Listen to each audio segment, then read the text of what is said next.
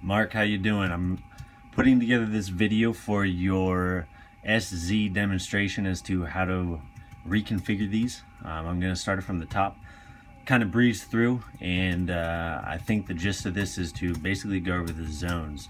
That's the most important thing, is how to draw those for some of your operators out there. But running from the top, when you open up the SZ configurator, this is the first thing you see.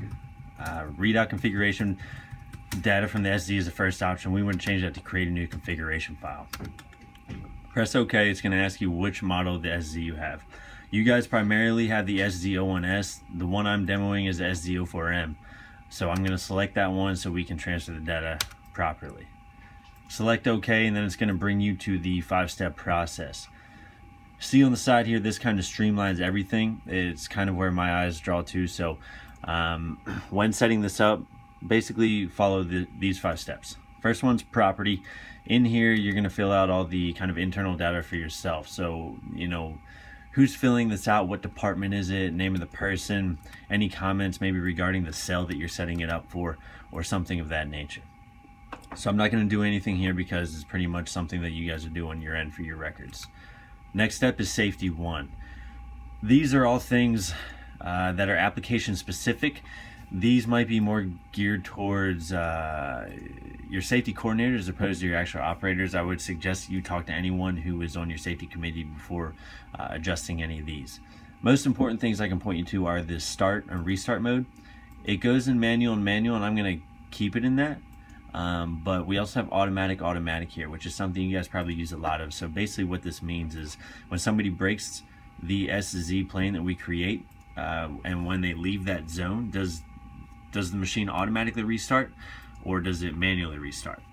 So like I said, I'm just going to leave it in manual for the sake of this demonstration, but something that you should know about. Also, this right here, EDM enable, always make sure this is checked. You must have this checked. This basically makes our equipment safety rated. If this is unchecked, you have the potential for this to fault out and your machine to continue to run even if it is broken. So make sure that's checked at all times.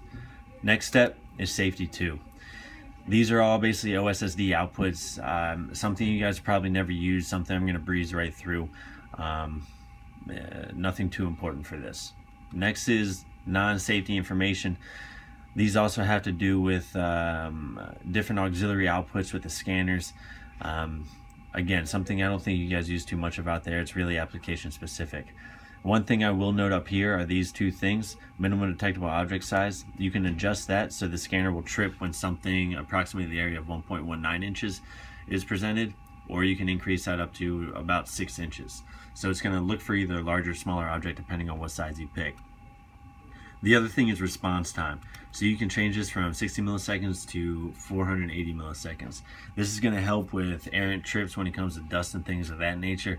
But this also is very important when it comes to your machine stop time as to if it's safety rated or not. So be very careful when switching these, because it could have a pretty big impact. So those 4 steps are pretty simple. Like I said, primarily application based. And next is the zone. So this is kind of the most important thing, and I think where most people get tripped up.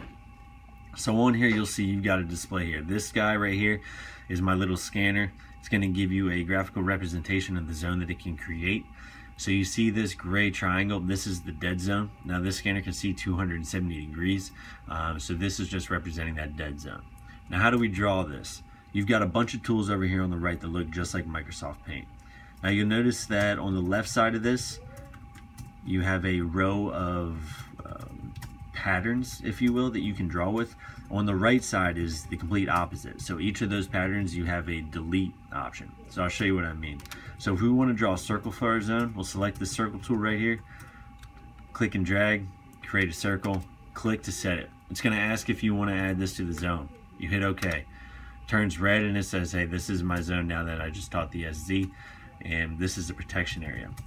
If we want to delete that, we go to the right side, click that opposite one, draw a circle around it, click it again, it will be deleted.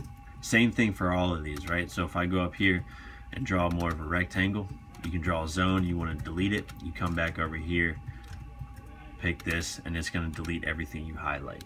Okay, I think the most important thing and the biggest one you guys would probably use is automatic drawing. This is typically what 95% of my customers use. So I'm going to select this. It's the little magic wand looking figure. And when we do this, it's going to bring this up.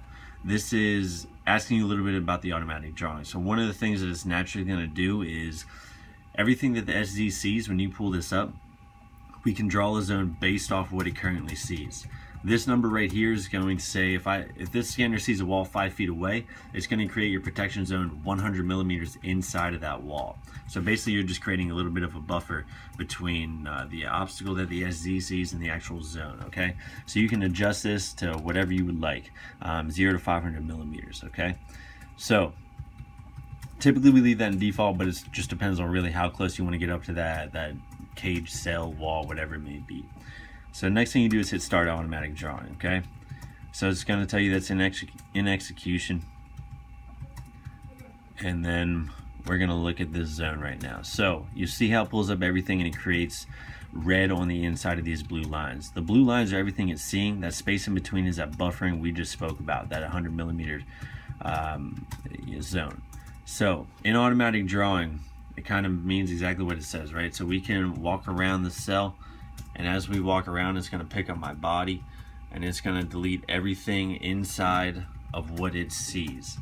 So that's actually my hand running around, and I just cut off that zone. So this is exactly what automatic drawing does, and this is, like I said, what most of my customers use. So this is great for setting up your SZ inside of a cell, saying to the scanner, tell me what you see, and then let's create a zone on that. Now naturally the scanner is probably going to shine in places you don't want the zone. That's why you use this automatic drawing. You go over to that part that you want to cut off and just either take a clipboard or your hand, whatever really works best, and then cut off that portion of the zone that you don't want. So for the sake of this, I'm just going to create a very tight zone on the edge of my scanner, and then we're going to hit finish once that's complete. Okay, so once you hit finish, it's going to tell you that it's going to basically just make you double back and make sure that you drew the zone that you intended to. So hit OK to accept this as its zone, right? So now that we've done that, basically you're done. Like I said, we just did automatic drawing, but you have the capabilities of creating specific geometric patterns. Sometimes a rectangle is good for if you're using a robot cell, but basically at this point you're essentially done. From here you're going to hit transfer. It's going to ask you if you want to transfer all the data that we just put in the SZ. Hit OK, put in your password, hit enter.